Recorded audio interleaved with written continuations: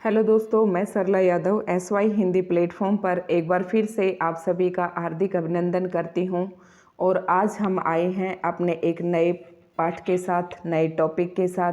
और टॉपिक का नाम है, जो कि आपके सिलेबस में दिया गया है, कक्षा 12वीं का जो सिलेबस दिया गया है, आरोह भाग 2 के भक्ति नामक पाठ, जिसकी लेखिका है महादेवी वर्मा।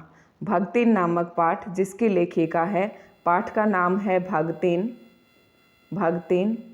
और महादेवी वर्मा जी ने ये लिखा है। महादेवी वर्मा जी ने ये लिखा है।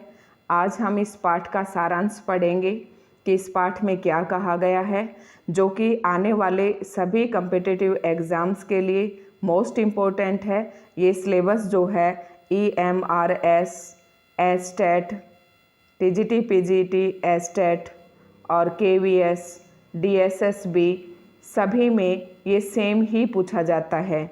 तो आज हम वीडियो शुरू करते हैं और पढ़ते हैं भक्ति नामक पाठ, जो कि लिखा है महादेवी वर्मा ने। और ये कहाँ से लिया गया है? कक्षा 12वीं की आरोह भाग 2 के गद्य खंड में से लिया गया है। आरोह भाग 2 के गद्य खंड में से ये लिया गया है। तो ये था हमारे पाठ का इंट्रोडक्शन। और हम शुरू करते हैं अपना लेसन।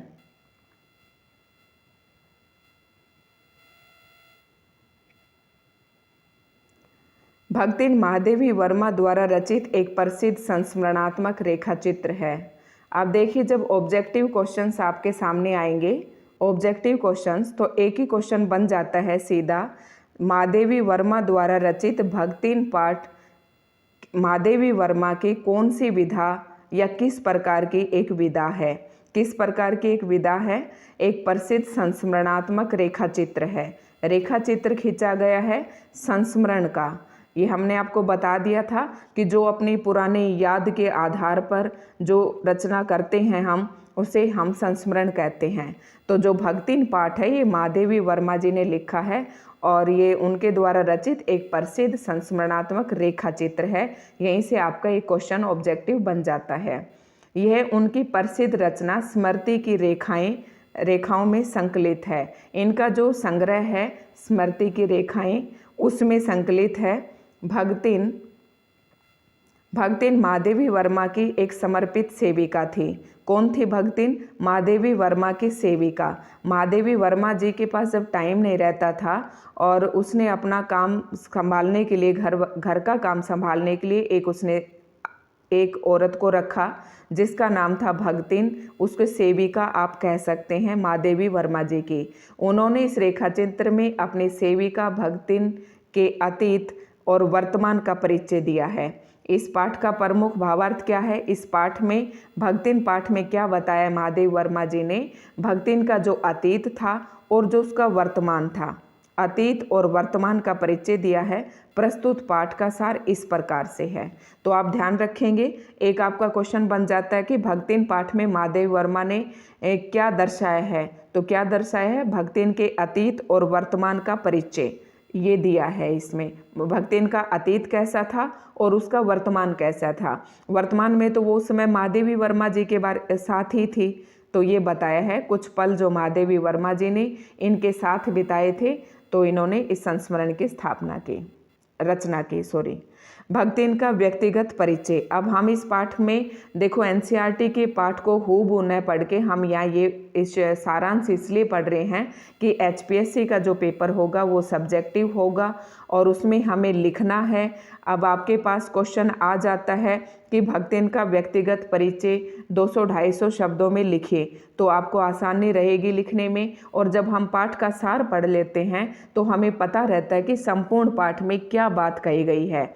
और ऐसे ही ये एस्टेट वगैरह जो भी आपके पेपर होंगे, उनमें KVS में चाहे पाठ के बीच में से कहीं से भी क्वेश्चन पूछे, आप इन सभी क्वेश्चनों के आंसर देने में सक्षम रहोगे। तो पढ़ते हैं भक्तिन का व्यक्तिगत परिचय। भक्तिन का व्यक्तिगत परिचय। भक्तिन लेते हैं हम भक्तिन का व्यक्तिगत परिचय।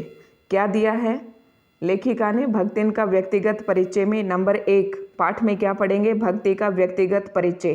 किन दो बातों पे हमें ध्यान देना है? भक्तिन का अतीत और भक्तिन का वर्तमान। भक्ति का अतीत और वर्तमान का परिचय। तो अब ध्यान देते हुए चलना है। भक्तिन का व्यक्तिगत परिचय। भक्तिन छोटे कद की और दुबले शरीर की नारी थी। उसके होठ बहुत पतले और आंखें बहुत छोटी थी।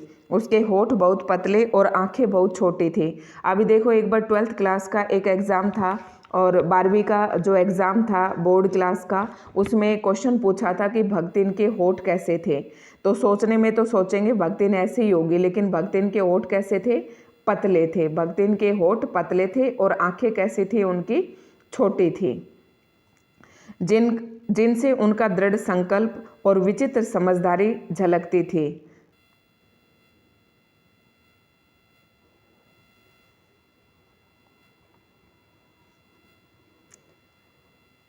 जिनसे उनका दृढ़ संकल्प और विचित्र समझदारी झलकती थी। हम पढ़ रहे हैं भक्तिन का व्यक्तिगत परिचय। भक्तिन छोटे कद की थी, दुबले शरीर की नारी थी, उसके होठ बहुत पतले थे और आंखें बहुत छोटी थी। ये बात आपको ध्यान रखनी है। जिनसे उनका दृढ़ संकल्प और विचित्र समझदारी झलकती थी। मतलब महादेव वर्मा जी ने कहा है कि उनकी शक्ल से उनकी एक विचित्र समझदारी झलकती थी।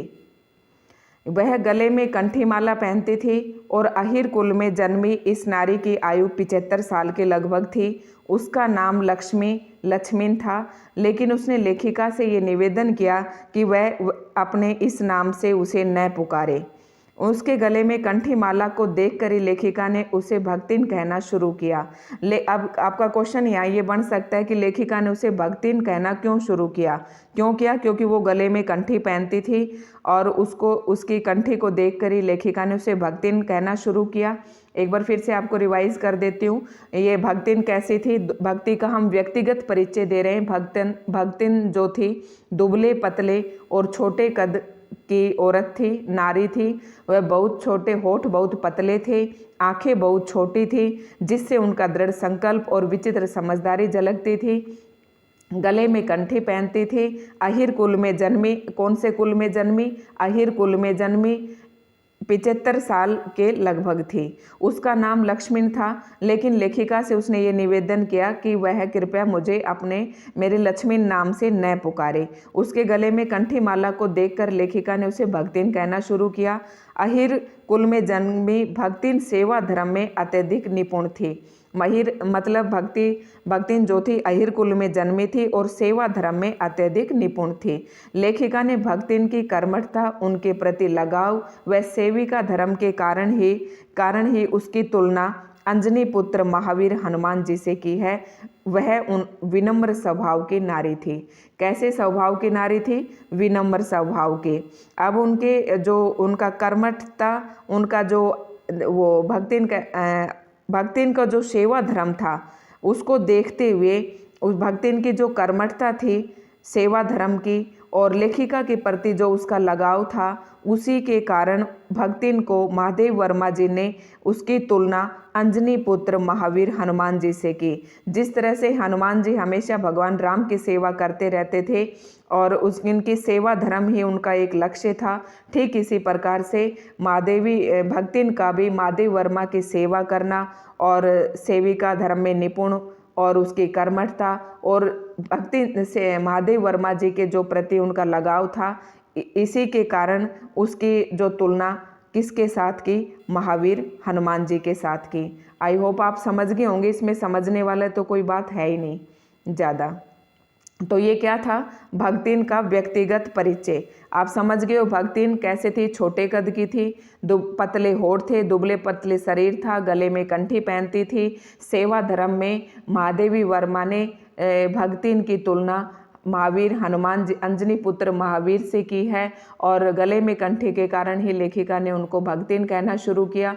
और उनका असली नाम लक्ष्मण था। उनकी उम्र जो थी 75 वर्ष थी। अहिर कुल में जन्मी थी और अहिर कुल में जन्म लेने के कारण वो सेवा धर्म में निपुण थी। ऐसा यहाँ पर लेखिका ने बताया है। तो इतना आपको समझ में आ गया होगा भक्तिन का व्यक्तिगत परिचय। एक एक बात को ध्यान से पढ़ते हुए जाना है। जो भक्तिन नामक पाठ है ये महादेवी वर्मा की जो संग्रह है स्मृति की रेखाओं में से लिया गया एक संस्मरण है। तो ये बात आपको अच्छे से ध्यान में रखनी है। नेक्स्ट अब नंबर 2 पे आता है भक्तिन के गृहस्थी जीवन का प्रारंभ। भक्तिन के गृहस्थी जीवन का प्रारंभ अब हम ये पढ़ेंगे। नंबर 2 पे अब हमने अभी तक क्या पढ़ा था, उनका व्यक्तिगत परिचय। भक्तिन का मतलब उसका व्यक्तित्व जो था वो शरीर से कैसी दिखती थी। अब पढ़ते हैं भक्तिन के गृहस्थ जीवन का प्रारंभ। ये दिख नहीं रहा है, मैं बोल के बता रही हूँ आपको। भक्तिन के गृहस्थ जीवन का प्रारंभ हम शुरू करते हैं। भक्तिन के गृहस्थ जीवन का प्रारंभ तो देख लेते हैं। भक्तिन का जन्म ऐतिहासिक गांव झूसी में हुआ था। कहाँ पर हुआ था? भक्तिन का जन्म कहाँ पर हुआ था? झूसी में हुआ था। वह एक अहीर की इकलौती बेटी तथा उसकी विमाता ने उसका पालन पोषण किया था। इनकी माँ बचपन में ही मर गई थी, तो इनकी जो विमाता थी अर्थात जो इनकी सौतेली माँ थी उन्होंने इनका पालन पोषण किया था। दूसरा हेडिंग हम क्या पढ़ रहे हैं? भक्तिन के गृहस्थी जीवन का प्रारंभ। पहला हमने पढ़ा व्यक्तिगत परिचय। क्या पढ़ा? व्यक्तिगत परिचय। अब दूसरा होता है उसके गृहस्थ जीवन की शुरुआत कहाँ से होती है। उनकी जो माँ थी, जो जननी माँ थी, वो उनकी मृत्यु हो चुकी थी। इनकी विमाता ने ही इनका पालन पोषण किया और ये अपने अहीर की एक इकलौती बेटी थी। ठीक है, इनका जन्म कहाँ हुआ था? झूसी गांव में हुआ था। तो इन क्वेश्चंस की तरफ आप ध्यान देते हुए चलेंगे। विमाता ने इनका पालन पोषण किया। 5 वर्ष की अल्पायु में लक्ष्मी का विवाह हंडिया ग्राम के संपन्न गोपालक के छोटे पुत्र के साथ कर दिया गया। अभी HPSC में स्क्रीनिंग का जो पेपर हुआ था, ऑब्जेक्टिव पेपर हुआ था, उसमें यही पूछा था कि लक्ष्मी का विवाह कहाँ पर हुआ था? हंडिया ग्राम में। और लक्ष्मी का जन्म कहाँ पर हुआ था? झूसी गांव में हुआ था। ऐतिहासिक गांव जिसे कहा जाता है। तो याद रखना है भक्तिन का जन्म तो झूसी गांव में हुआ था और भक्तिन की जो शादी हुई थी वो कहाँ पर हुई थी? हंडिया ग्राम में हुई थी। और कितने वर्ष में उनकी शादी हो गई थी? 5 वर्ष में ही, अल्पायु मतलब छोटी उम्र में ही उनकी शादी हो गई थी। किससे हुई थी? एक गोपालक के छोटे पुत्र के साथ कर दिया गया और 9 वर्ष की आयु में उनका गोना कर दिया गया। पहले शादी कर देते थे और 1-2 साल बाद गोना करते थे, मतलब उसे ससुराल भेजते थे। तो शादी तो 5 वर्ष में हुई, गोना कब हुआ? 9 वर्ष में हुआ। झूसी में ये जन्मी थी भक्तिन और हंडिया ग्राम में एक गोपालक के छोटे पुत्र के साथ इनका विवाह हुआ था। आई होप आपको अच्छे से समझ में आ रहा होगा। एक एक बात को मैं कई बार रिपीट करके बता रही हूँ आपको। उसका गोना कर दिया गया, क्योंकि ये थोड़े अक्षर आपको छोटे दिखाई देंगे क्योंकि पाठ का जो सार है बहुत बड़ा है और छोटे छोटे में तो कम से कम 50 फोटो बन जाती। तो आप थोड़ा सा वीडियो को जूम करके देख लेना। तो 9 वर्ष की आयु में उसका गोना कर दिया गया। इधर भक्तिन के पिता का देहांत हो गया। माता तो पहले ही मर गई थी, पिता का भी देहांत हो गया, लेकिन विमाता ने देर से मृत्यु का समाचार भेजा। मतलब भक्तिन के पिताजी की मृत्यु हो जाती है, लेकिन जो उनकी सौतेली माँ थी वो उनकी पिताजी की मृत्यु का समाचार भी उन्हें नहीं बताती है। सास ने रोने धोने के अपशगुन के डर से लक्ष्मी को कुछ भी नहीं बताया। मतलब उसकी सास को पता था, उसने भी नहीं बताया कि तुम्हारे पिताजी अब इस दुनिया में नहीं रहे हैं, और उनकी विमाता ने भी नहीं बताया। देखना कितनी बड़ी विडंबना है। कुछ दिनों के बाद सास ने लक्ष्मी को अपने मायके जाकर अपने माता पिता से मिल आने को कहा। मतलब उनकी सास ने कहा कि जाओ तुम अपने मायके जाओ और अपने माता पिता से मिल आओ, लेकिन उसकी सास ने ये नहीं बताया कि उनके पिता इस दुनिया में नहीं रहे हैं। घर पहुंचते ही विमाता ने उसके साथ बड़ा कटु व्यवहार किया। जैसे ही भक्तिन जाती है, अपने मायके जाती है अपने माता पिता से मिलने के लिए, तो उनकी जो सौतेली माँ का व्यवहार था वह बहुत ही बुरा था।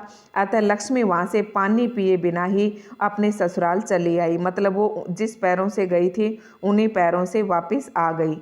ससुराल में अपनी खरी खोटी ससुराल में जो उसके साथ घटित हुआ वो आते ही उसने अपनी सास को सुना दिया और अपनी विमाता का गुस्सा खरी खोटी सुनाकर अपने विमाता पर आए हुए गुस्से को शांत किया। किसने? और अपने पति पर अपने गहने फेंकते हुए, मतलब ससुराल में अपनी सास को तो सुना दिया।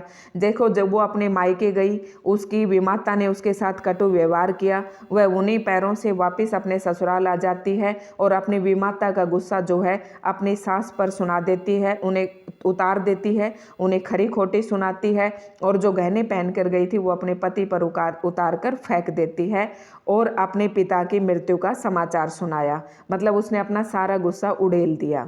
तब लक्ष्मी अपने ससुराल में टिक कर रहने लगे। मतलब लक्ष्मी को पता था कि ना ही उधर माँ रही और ना ही पिताजी रहे, तो उसने मन बना लिया था कि अब मुझे अपने ससुराल में ही रहना है। ये बात यहाँ पर लिखी है। भक्तिन को आरंभ से ही सुख नसीब नहीं हुआ था। उसकी एक के बाद एक निरंतर 3 बेटियां उत्पन्न हुई। भक्तिन की कितनी बेटियां हुई? 3 बेटियां। फलतः सास तथा जिठानियां उसकी उपेक्षा करने लगी। मतलब हर समय उसके उलाने देती रहती थी। उसके 3 बेटी हो गई थी, उसकी उपेक्षा करने लगी। सास के 3 क्रम से 3 पुत्र थे। दोनों जेठानियों के भी पुत्र थे, मतलब सास के भी पुत्र थे और सास के 3 कमाने वाले पुत्र थे और दोनों जेठानियों के भी पुत्र थे। धीरे धीरे भक्तिन को घर के सारे कामकाज में लगा दिया गया। भक्तिन को सारे कामकाज में लगा दिया गया। चक्की ना, कूटना, पीसना, खाना बनाना आदि सभी उसे करना पड़ता था। मतलब भक्तिन को घर के सारे कामों में लगा दिया गया था। उसकी जिठानियों के भी बेटे थे, उसके सास के 3 कमाने वाले थे, लेकिन भक्तिन के केवल 3 बेटियां थी, जिसके कारण उसको सास और जिठानियों के उलाने सुनने पड़ते थे। उसकी तीनों बेटियां गोबर उठाती और उपले पाती थी। मतलब गोबर थापते हो ना। खाने पीने में भी बेटियों के साथ भेदभाव किया जाता था। जेठानियों तथा उनके बेटों को दूध मलाई युक्त पकवान मिलता था, परंतु भक्तिन की लड़कियों को काले गुड़ की डली, क्या मिलता था? भक्तिन की लड़कियों को काले गुड़ की डली और चने बाजरे की घुंघरी। ये याद रखना, ये ऑब्जेक्टिव में पूछा जाता है कि उनकी बेटियों को खाने के लिए क्या मिलता था? काले गुड़ की डली और चने बाजरे की, चने और बाजरे की, ये याद रखना, चने और बाजरे की घुंघरी जो है खाने को मिलती थी। यह सब होने पर भी भक्तिन खुश थी। मतलब वो उदास नहीं थी, क्योंकि उसका पति बड़ा मेहनती तथा सच्चे मन से उसे प्यार करता था। यही सोचकर भक्तिन अपने संयुक्त परिवार से अलग हो गई। परिवार से अलग होते ही उसको गाय भैंस, खेत खलियान और अमराई के पेड़ मिल गए थे। पति पत्नी दोनों ही मेहनत करते थे, अतः घर में खुशहाली आ गई थी। मतलब क्या था? उसकी सास और उसकी जेठानियाँ तो उसके उलाने देती थी, लेकिन उसके पास उसका एक सच्चा प्यार करने वाला पति था और वो अपने उस संयुक्त परिवार से अलग हो गई थी। अलग होकर वह अपने गाय भैंस, खेत खलियान और अमराई के पेड़ मिल गए थे। उन दोनों मेहनत करके अच्छे खासे कमा रहे थे। 3 बेटियां थी, ये मैंने आपको यहाँ पर अच्छे से बता दिया है। घर में उनके साथ खाने पीने में बेटियों के साथ व्यवहार किया जाता था। घर का सारा काम भक्तिन करती थी और उनकी बेटियां करती थी। गोबर उपले पाती थी, ये सारे ये काम करते थे। मतलब भक्तिन की गृहस्थी का आरंभ हो गया था। अब देखते हैं क्या कुछ घटित होता है।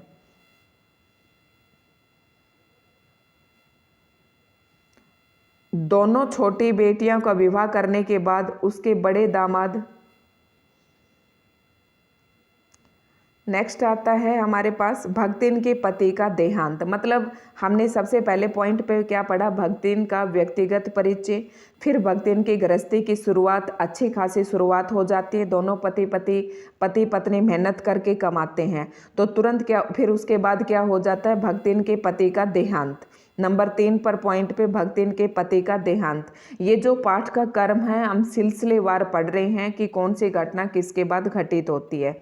पति ने अपनी बड़ी बेटी का विवाह तो बड़े धूमधाम से किया, परंतु अभी दोनों छोटी लड़कियां विवाह योग्य नहीं थी। अचानक भक्तिन पर प्रकृति की गाज गिर गई। मतलब 3 बेटियों में से एक बेटी की शादी तो भक्तिन के पति ही करके चले जाते हैं। उसके पति का देहांत हो गया। उस समय भक्तिन की आयु 29 वर्ष की थी। याद रखना है, जब भक्तिन के पति का देहांत हुआ, भक्तिन की आयु कितनी थी? 29 वर्ष। 5 साल में शादी हुई, 9 वर्ष में गोना हुआ और 29 वर्ष की जो आयु थी उसमें उसके पति का देहांत हो जाता है। संपत्ति के लालच में परिवार के लोगों ने उसके सामने दूसरे विवाह का प्रस्ताव रखा। मतलब परिवार ने ये कहा कि तुम दूसरे शादी कर लो, परंतु वह सहमत नहीं हुई। उसने अपने सिर के बाल कटवा दिए। क्यों कटवाए सिर के बाल? क्योंकि उसे पता था कि अगर ये ऐसे रही तो घर वाले ज़बरदस्ती से उसकी दूसरी शादी कर देंगे। किसकी? भगतिन की।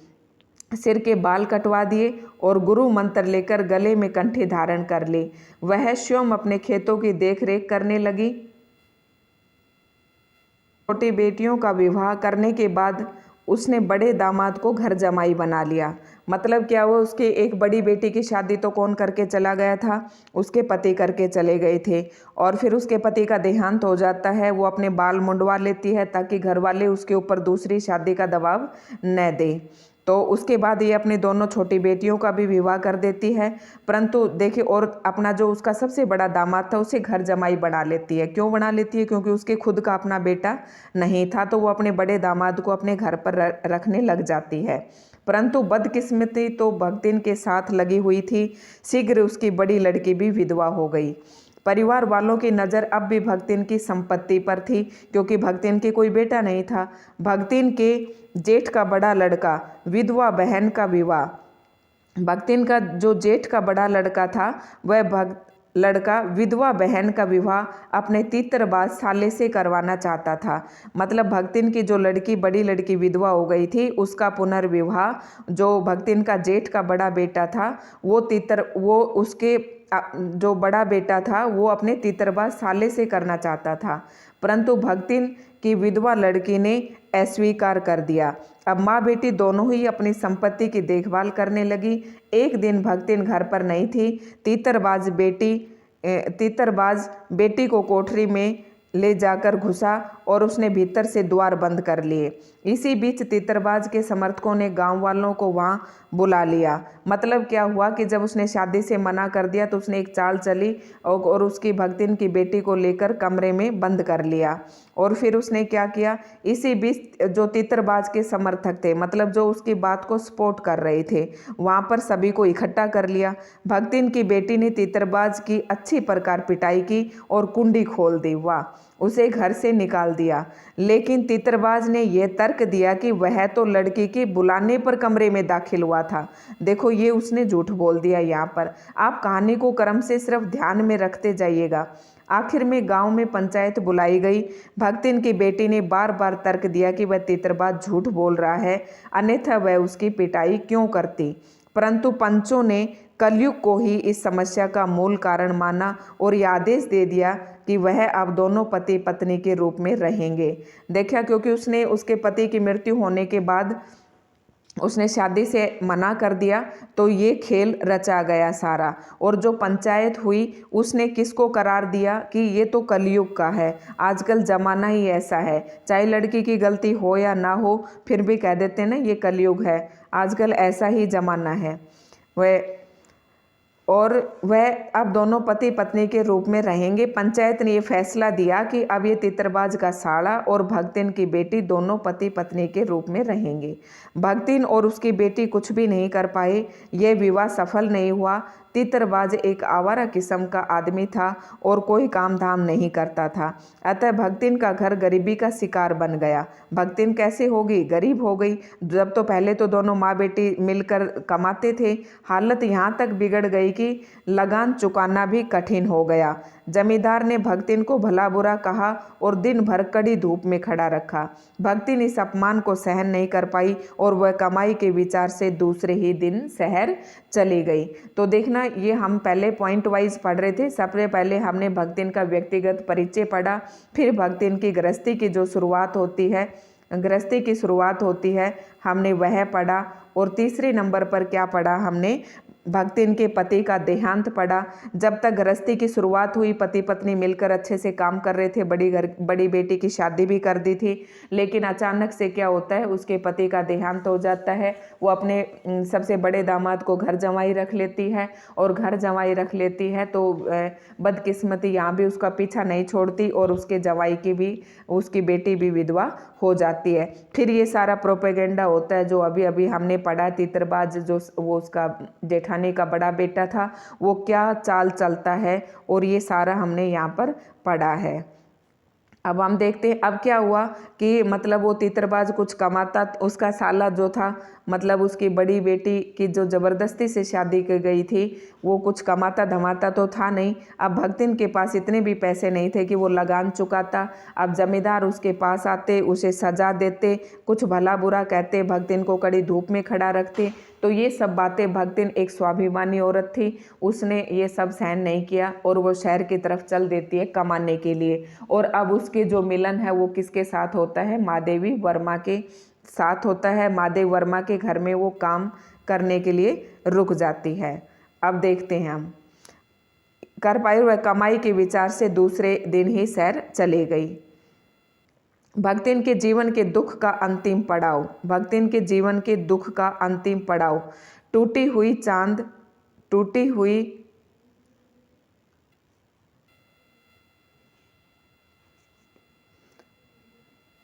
घुटी हुई चांद, मैली धोती तथा गले में कंठी धारण करके भगतिन जब पहली बार लेखिका के पास नौकरी के लिए उपस्थित हुई तो उसने बताया कि वह दाल भात रांधना, सब्जी छोकना, रोटी बनाना आदि रसोई के सभी काम जानती है। मतलब ये सब चीज़ वो पहन कर गई थी और उसने महादेव वर्मा जी को बताया कि उसे दाल भात रांधना आता है, सब्जी छोकनी आती है, रोटी बनानी आती हैं और रसोई के सभी काम करना जानती है। लेखिका ने शीघ्र ही उसे अपने काम पर रख लिया। अब भगतिन एक पावन जीवन व्यतीत करने लगी। नौकरी पर लगते ही उसने सवेरे सवेरे स्नान किया। मतलब जब उसने महादेव वर्मा की रसोई संभाली तो सवेरे सवेरे स्नान किया। लेखिका की धुली हुई धोती को उसने जल के छींटों से पवित्र किया और फिर पहना। तत्पश्चात उसने सूर्योदय और पीपल को जल चढ़ाया। 2 मिनट तक जाप करने के बाद चौके की सीमा निर्धारित कर खाना बनाना आरंभ किया। मतलब उस लक्ष्मण रेखा लगा लेती थी कि इसके अंदर कोई भी नहीं आएगा। वह छूत पाक को बहुत मानती थी, अतः लेखिका को भी समझौता करना पड़ा। मतलब लेखिका के घर में इस तरह के जो छूत पाक करेगा और जो चौकी लगाएगा, लक्ष्मण रेखा खींचेगा, तो ये उसे सहन तो नहीं होगा। लेकिन लेखिका ने भी क्या किया, उसको उसके साथ समझौता कर लिया। वह नाई के उस्तरे को गंगा जल से धुलवाकर अपना मुंडन करवाती थी। अपना खाना वह अलग से ऊपर के आले में रख देती थी। जहाँ पर महादेवी वर्मा का खाना होता था उससे भी ऊपर वाले आले में, मतलब खाने में, जो देसी भाषा में माड़ा बोलते हैं, उसमें रखती थी। तो ये देखिए, ये भगतिन के बारे में, भगतिन के जीवन के दुख का अंतिम पड़ाव था, ये हम पढ़ रहे हैं यहाँ पर। अब आता है भक्ति की नौकरी का श्री गणेश। भगतिन कहाँ पहुँच जाती है, महादेवी वर्मा के पास पहुँच जाती है और महादेवी वर्मा उन्हें अपनी सेविका के रूप में रख लेती है। अब यहाँ से भगतिन की नौकरी का श्री गणेश होता है।